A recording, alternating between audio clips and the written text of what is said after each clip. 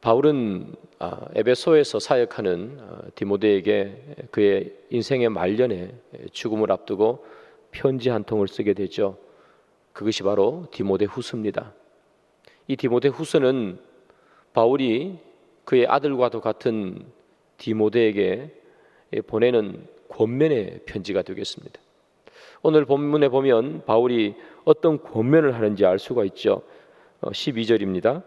무릇 그리스도 예수 안에서 경건하게 살고자 하는 자는 박해를 받으리라, 이렇게 기록합니다. 경건하게 살고자 하는 자는 박해를 받으리라. 예수를 똑바로 믿고 예수를 잘 믿는 사람들은 박해를 받을 수밖에 없다.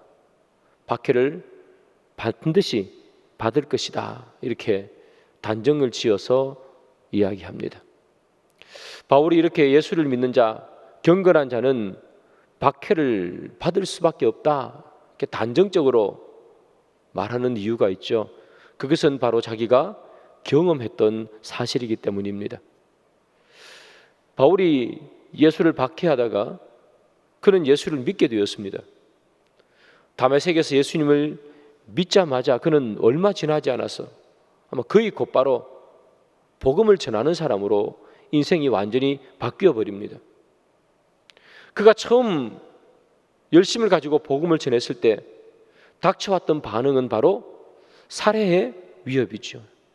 죽이겠다는 것입니다, 유대인들이. 그래서 이 바울이 예수 믿고 처음 복음을 전했는데 살해의 위협이 있으니까 그 광주리를 타고 다메섹 성을 내려오는 것을 여러분들은 사도행전을 통해서 잘 아실 거예요. 그래서 바울은 복음을 전하면서부터, 복음을 전하기 전부터 그는 알았죠. 왜냐하면 그는 복음을 전하는 사람들에게 살해의 위협을 가했던 사람이기 때문에.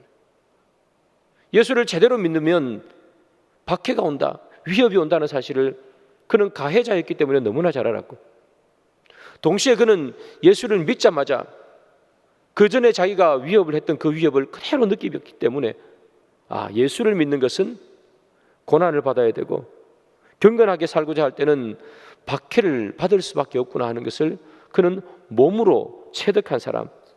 그래서 그는 디모데에게 하는 말이 경건하게 살고자 하면 박해가 있느니라 말하는 거죠. 여러분, 이것을 보면 알 수 있는 것이 핍박과 고난의 크기는 가치의 크기와 비례한다는 것을 알 수 있습니다.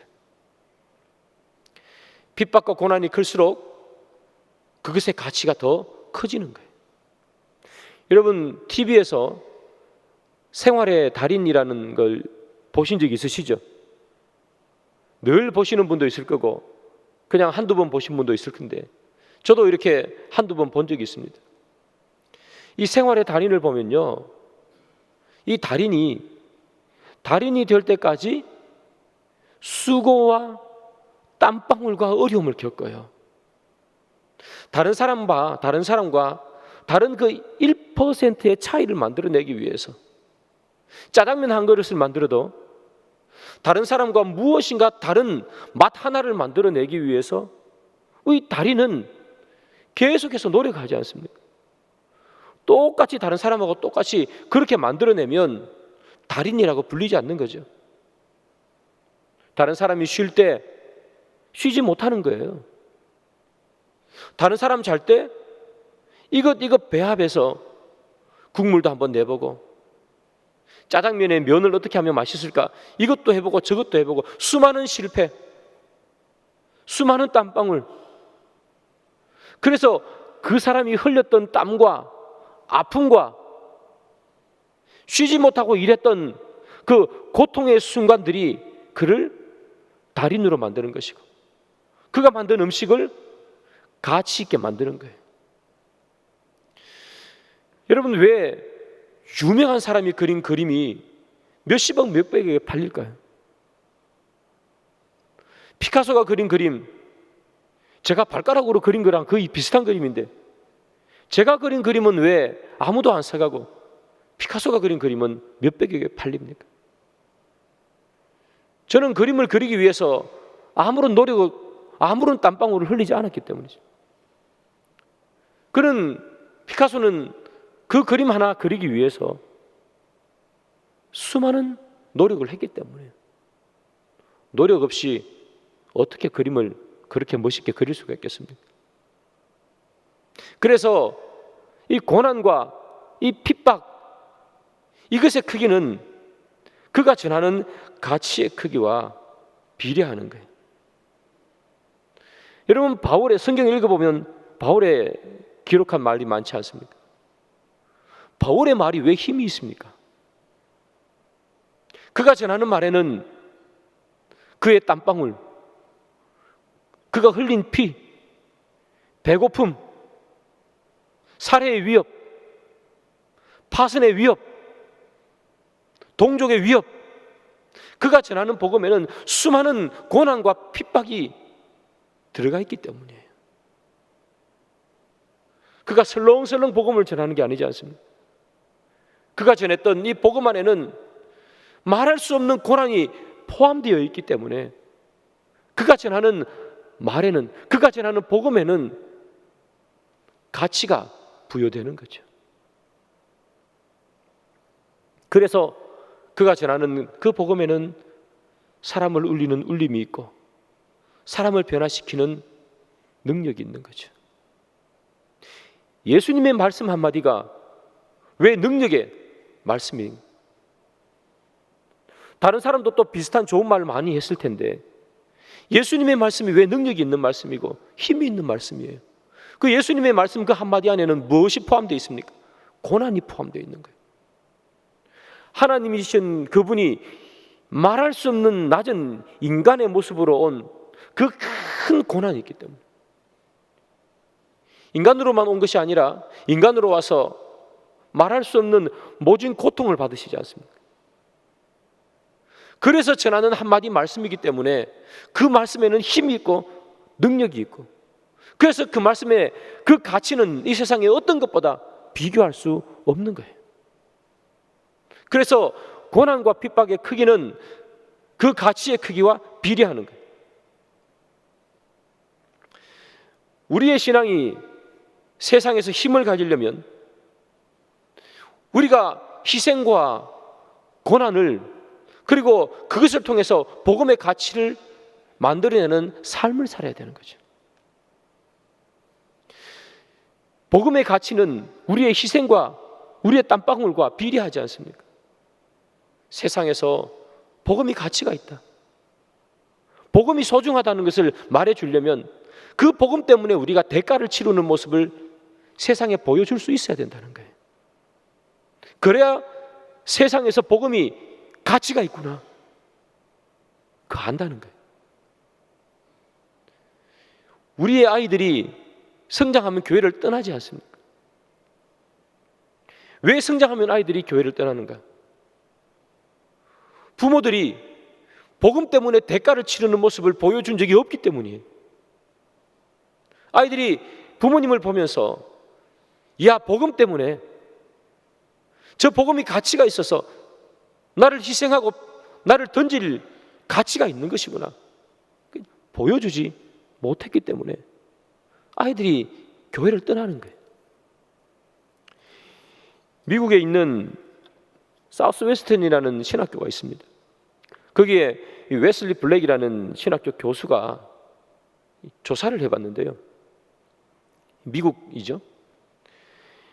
고등학교를 졸업한 아이들이, 신앙을 갖고 있는 아이들 중에 고등학교를 졸업하면 70%가 교회에 안 나온다는 거예요. 100명이면 70명이 고등학교 졸업하면 교회에 안 나온다는 거예요. 그래서 왜 교회에 안 나오는가? 그 조사를 해봤습니다. 그러니까 이 아이들이 말하는 제일 큰 이유가, 첫 번째 이유가 뭐냐 하면 부모가 강요했기 때문이라는 거예요.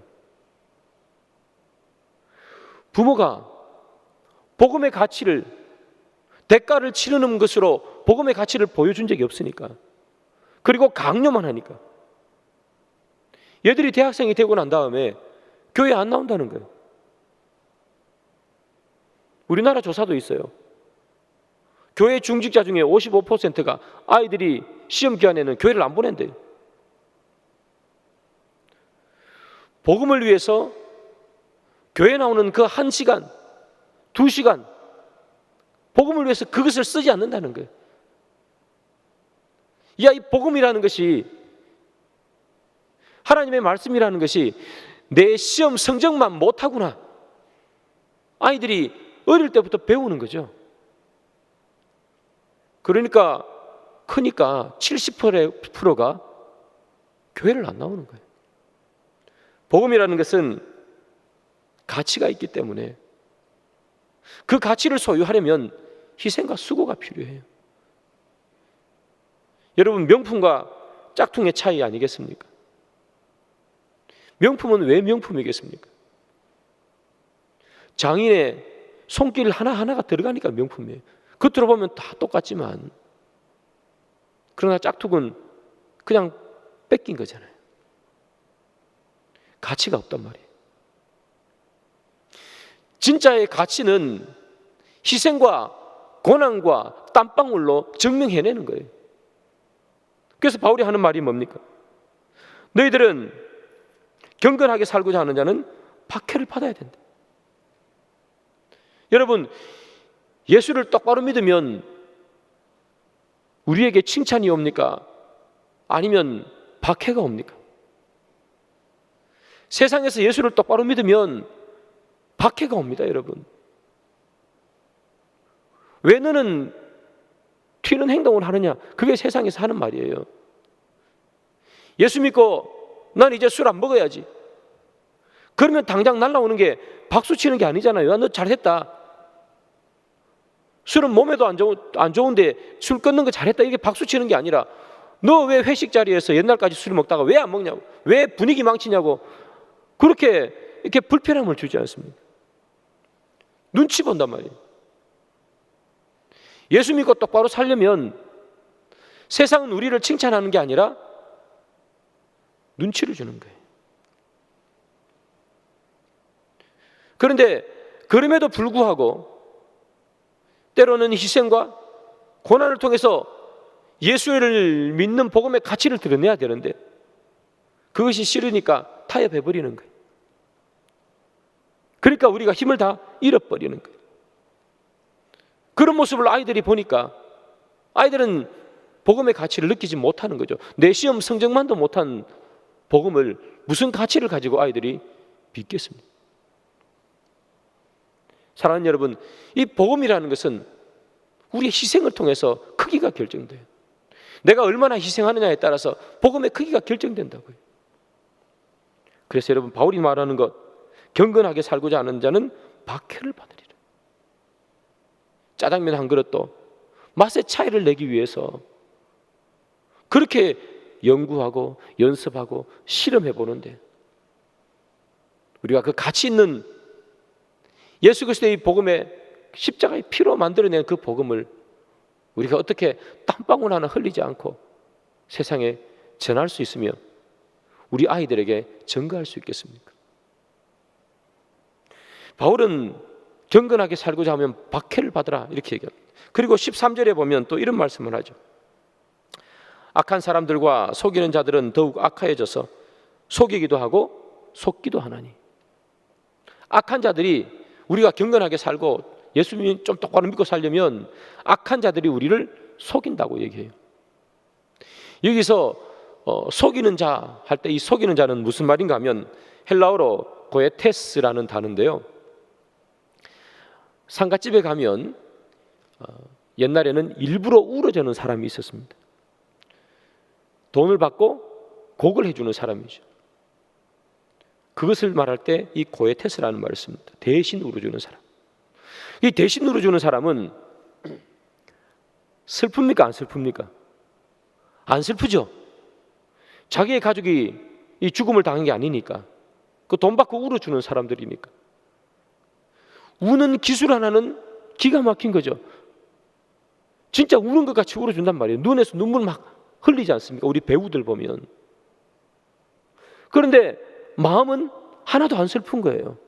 그게 속이는 자라는 뜻이 오늘 본문에 나오는 뜻입니다. 쉽게 말하면 사기꾼이라는 거예요. 사기꾼. 속인다.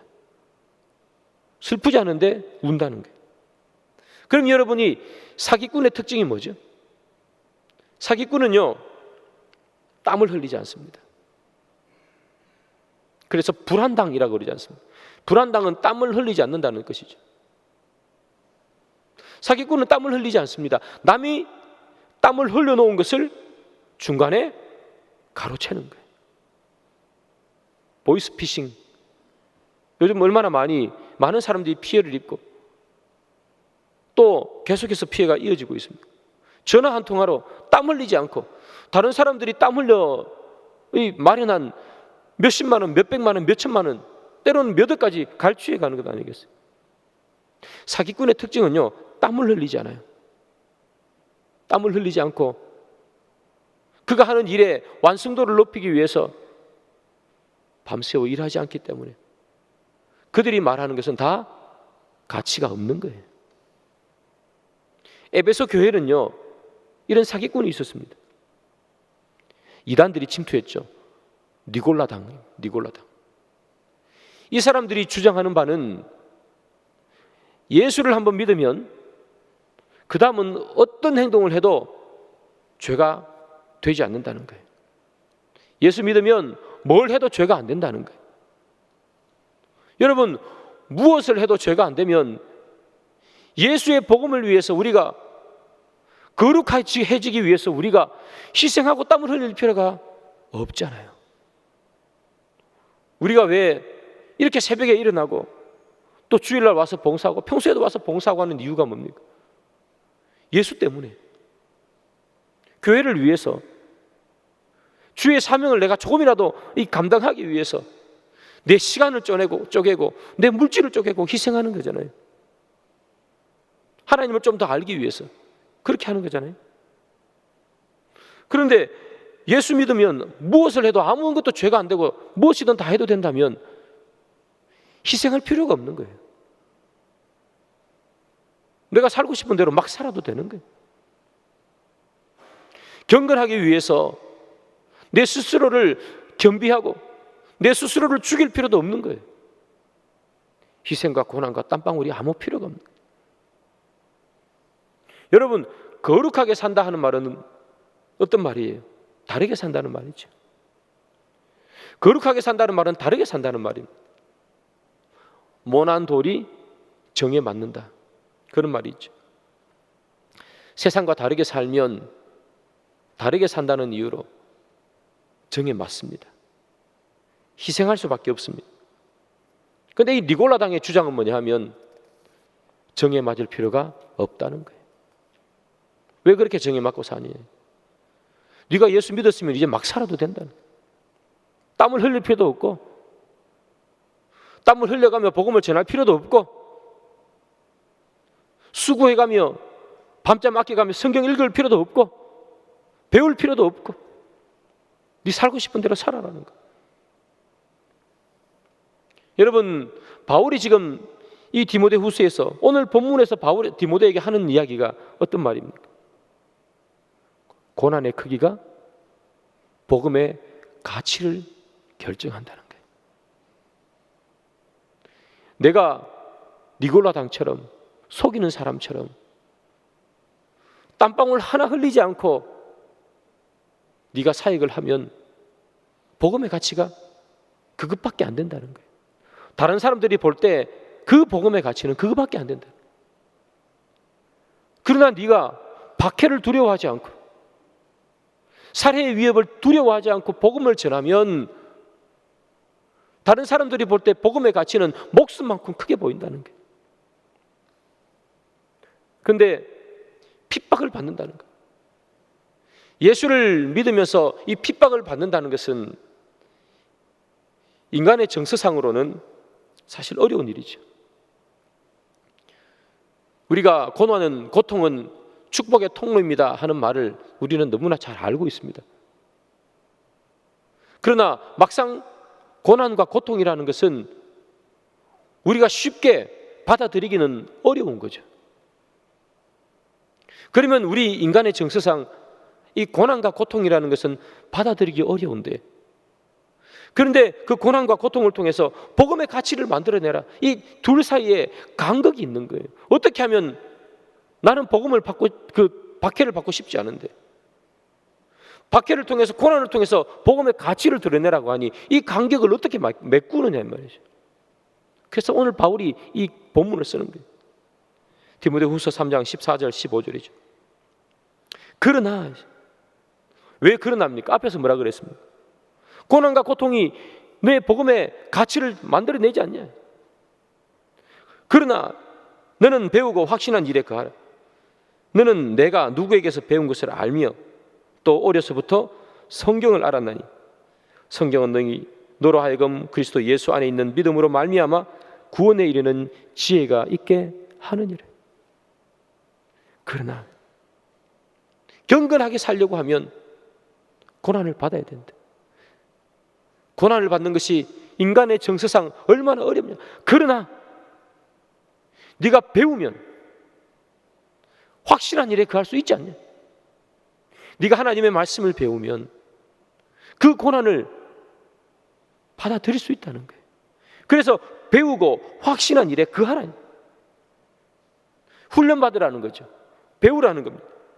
훈련받고 배우면 복음이 진실인지 아닌지, 하나님의 말씀이 진리인지 아닌지, 그 하나님의 말씀을 위해서, 복음을 위해서 내가 희생할 가치가 있는지 없는지를 말씀을 통해서 배우면 그 가치를 알게 된다는 거예요.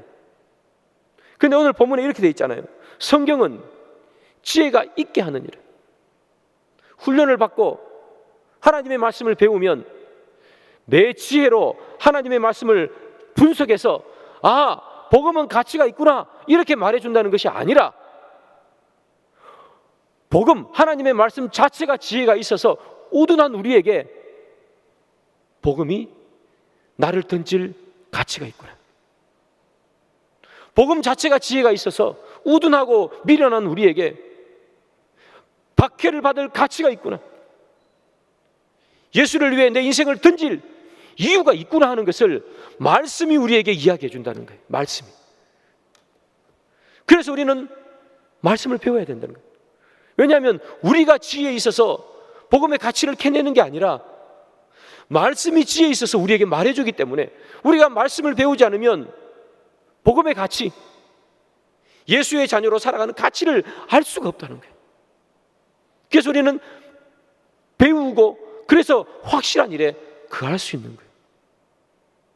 사랑하는 여러분, 이것이 바로 우리가 훈련받아야 하는 이유입니다. 지식을 쌓기 위해서 훈련받으라는 것이 아닙니다. 성경 퀴즈대회에 나가서 1등 하라고 말씀을 배우는 게 아닙니다. 성경 퀴즈대회 1등은요, 예수 안 믿는 사람이라도 똑똑한 사람은 누구나 다 1등 할 수 있습니다. 우리가 하나님의 말씀을 배워야 되는 이유는 복음의 가치를 알기 위해서입니다. 복음의 가치를 말씀을 통해서 내가 깨닫기 위함입니다. 그래야 우리가 예수를 위해 내 몸을 던질 수가 있고, 그래야 희생하고 헌신하고 봉사할 수 있기 때문입니다. 우리가 복음의 가치를 모르고 희생하면 얼마 있지 않아서 낙심하게 됩니다. 힘들어서 지치게 됩니다. 그러나 복음의 가치를, 말씀이 우리에게 말해주는 그 복음의 가치를 우리가 알면 우리는 복음 때문에 고난을 당할 수도 있고, 우리는 복음 때문에 내 스스로를 희생할 수도 있다는 것을 말하는 거죠. 바울이 예수 믿고 제일 먼저 한 게 뭡니까, 여러분? 하나님과 기도하는 거예요. 식음을 전폐하고 주님과 기도하는 거예요. 기도하면서 하나님의 이 복음에 대해서 배운 거 아니겠습니까? 그래서 그는 일어나자마자 복음 전하러 다닌 사람이 된 거예요. 여러분, 왜 바울이 10몇 권이나 되는 서신을 씁니까? 이 서신을 통해서 배우라는 거예요. 하나님의 말씀의 가치가 얼마나 있는지, 나를 던질 가치가 있는지를 배우라는 거죠. 사랑하는 여러분, 이제 우리 교회가 여름 휴가철을 지나고 후반기로, 이제 지금 추석입니다만 지나면 사역의 후반기로 접어들지 않겠습니까? 전반기가 끝나고 후반기로 접어든 이때에 우리는 무엇을 통해서 예수를 알아가면서 살 수 있을까? 하나님의 말씀을 배움을 통해서 후반기를 시작해야 되는 거예요. 우리 후반기도 막 사는 것이 아니라 하나님의 사람으로 살아야 되지 않습니까? 하나님의 사람으로 복음의 가치를 드러내며 살아야 되지 않겠습니까? 그렇다면 우리가 이 후반기를 시작하는 이때에 뭘 해야 되는가? 그 복음의 가치를 드러내기 위해서 우리는 우리 스스로를 희생하고 헌신해야 되는데, 그러기 위해서 그 힘이 어디에서 나온다? 말씀을 배우고 확신한 일에 거하라는 거예요. 그래서 사랑하는 여러분, 여러분들이 후반기를 시작하면서 꼭 훈련 받으시기 바랍니다.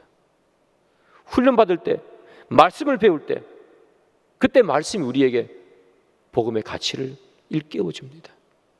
그때 우리는 그 복음을 위해서 헌신할 수 있는 사람이 되는 거겠죠. 말씀의 결론을 맺습니다. 사랑하는 여러분, 오늘 바울이 우리에게 말해주는 것은 딱 하나입니다.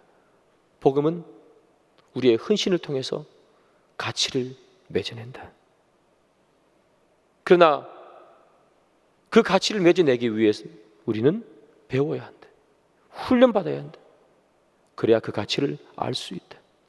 여러분, 세상에서 승리하고 싶지 않습니까? 날마다 넘어지면, 날마다 쓰러지면 우리의 마음이 얼마나 아픕니까? 오늘 하루를 살아도 하나님 말씀대로 살지 못하고 잠자리에 들면 마음이 괴롭지 않습니까?